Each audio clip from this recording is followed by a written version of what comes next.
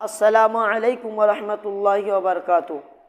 नहमदुहु व नुसल्ली अला रसूलिहिल करीम, अम्मा बअद। अऊज़ु बिल्लाहि मिनश शैतानिर रजीम, बिस्मिल्लाहिर रहमानिर रहीम। भाई दक्षिण 24 परगना तालदी जीवनतला থেকে এক ভাই জানতে চেয়েছেন যে নবীর শানে দাঁড়িয়ে উঠে কিয়াম করা যাবে কি, বলিলে খুব ভালো হতো। মাশাআল্লাহ, খুব সুন্দর প্রশ্ন করেছেন ভাই। ভাই মনে রাখবেন, আজ বাংলার জমিনে যে কিয়ামটা প্রচলিত আছে, এ কিয়ামটা আল্লাহ রসুল সাল্লাল্লাহু আলাইহি ওয়াসাল্লাম জীবনে করেননি এবং সাহাবায়ে কেরাম রাদিয়াল্লাহু তাআলা আনহুরা কেউ করেননি, চার ইমামও করেননি, সিয়াসিতা হাদিস লেখক কেউ করেননি। তাহলে আপনি আমাকে প্রশ্ন করবেন, এটা কোথা থেকে এলো? মনে রাখবেন, আবু সাইদ মুজাফফর উদ্দিন বলে একটি বাদশা ছিলেন। তানার জামানাতে বাৎসরিক একটি অনুষ্ঠান হতেন, জলসা হতেন। সেই জলসাতে এক বুজুর্গকে দাওয়াত করে এনেছিলেন বায়ান করার জন্য। তিনি বায়ান করতে করতে হঠাৎ দাঁড়িয়ে উঠেছেন। ওনার দেখে শ্রোতারাও দাঁড়িয়ে গিয়েছেন। উনি দাঁড়িয়ে উঠে বলিলেন যে আসসালামু আলাইকা ইয়া রাসূলুল্লাহ, আসসালামু আলাইকা ইয়া হাবিবাল্লাহ। এই কথাটি বলার পরে উনি ফের বায়ান শুরু করলেন। বায়ানের শেষে শ্রোতারা ওনাকে জিজ্ঞাসা করলেন যে হুজুর, আপনি বায়ানের করতে করতে হঠাৎ দাঁড়িয়ে উঠেছেন কেন? উনি উত্তরে বলিলেন, আমার মনে হলো যে আমার সামনে রাসূলুল্লাহ সাল্লাল্লাহু আলাইহি ওয়াসাল্লাম হাজির হয়েছেন। তবে মনে রাখবেন,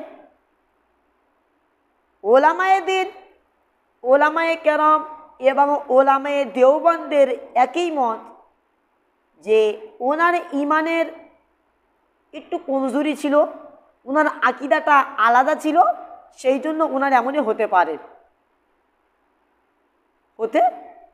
কিন্তু আমার বাংলার জমিনে একদল মানুষ জানারা জলসার শুরুতে, জলসার বিছখানে, জলসার শেষে বক্তা দাঁড়িয়ে ওঠে, শ্রোতাদেরকেও দাঁড় করিয়ে নিয়ে ইয়া নবী সালামু আলাইকা, ইয়া হাবিব সালামু আলাইকা, আমার নবীর আব্বা আবদুল্লাহ, আমার নবীর আম্মা আমিনা, আমার নবীর রওজা মদিনা, আমার নবীর দুধমা হালিমা, ইয়া নবী সালামু আলাইকা, এরকম করে যে কিয়ামটা প্রচারিত আছে, এ কিয়ামটা কোনো দলিল নেই।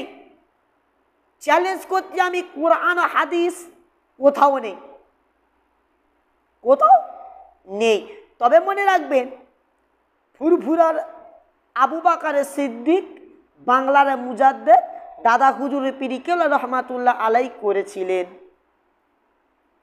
কিন্তু ওনার কিতাবের মধ্যে লেখা, কিয়ামের সময় কেউ যদি বসে থাকে তাকে হাত ধরে তুলবে না, আর কিয়ামের সময় যদি কেউ দাঁড়িয়ে কিয়াম করে তাকে হাত ধরে বসাবে না।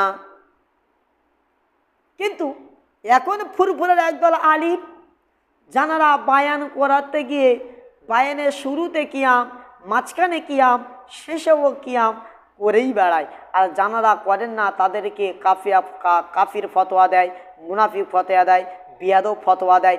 মনে রাখবেন, এই জিনিসটা মুস্তাহসান, মুস্তাহাব, সুন্নাত, ফরজ, ওয়াজিব যদি কেউ ভাবে তখন কিয়াম করা হারাম, তখন কিয়াম করা হারাম হয়ে যাবে, বিদাতের সকলে চলে যাবে। মনে রাখবেন, আজ ফুরফুরা সিলসিলার কিছু আলেম, আজ আমি বলতে বাধ্য, কারণ আমাকে প্রশ্ন করেছে, আমাকে হক কথাটি বলতে হবে।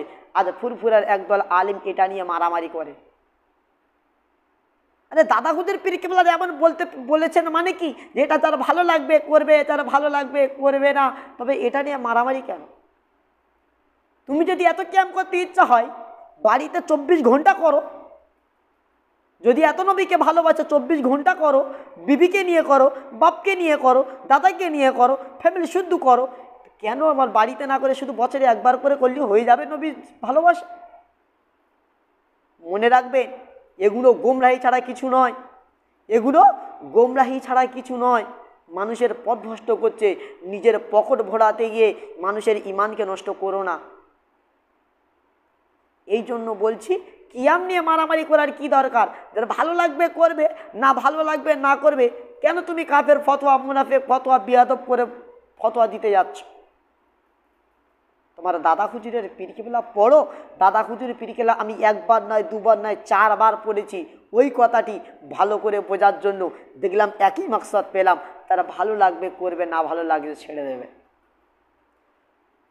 যারা নামাজ পড়ে না তাদের নামাজের কথা বলো, যারা হারাম ছাড়ে না তাদের হারাম ছাড়ার কথা বলো, যারা জিনা করেছে, জিনারা জিনা করছেন, মদ খাচ্ছেন, গাঁজা করছেন, দুনিয়ায় চিটিংবাজি করছেন, আমানতের খেয়ানত করছে, নবীর সুন্নাত দাড়ি কেটে ফেলে দিচ্ছে, মাথার উল্টো পাল্টা চুলির কাটিং মারছে, নামাজ পড়ে না, রোজা রাখে না, হজের ক্ষমতা আছে করে না, জাকাতের দেওয়ার ফরজ হয়ে গেছে আদায় করে না, তাদেরকে দিনের কথা দাওয়াত দাও।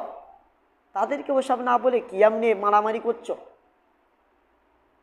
এটা তো মুস্তাহাসান মুস্তাহাব নয়, কিছুই নয় এটা। তবে হ্যাঁ, কেউ যদি কবিতা হিসেবে করতে চায় করতে পারে, তবে না করাই বেস্ট, তবে না করাই ভালো।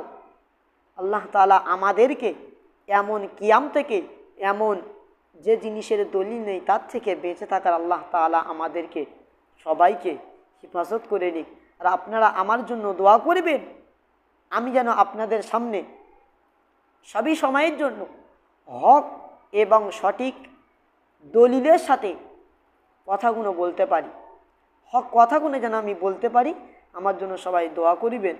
আল্লাহ তাআলা আমার এবং আপনাদেরকে সবাইকে এমন ফিতনা থেকে হেফাজত করে নিক। ও মা আলাইনা ইল্লাল বালাগ। আসসালামু আলাইকুম ওয়া রাহমাতুল্লাহি ওয়া বারাকাতুহু।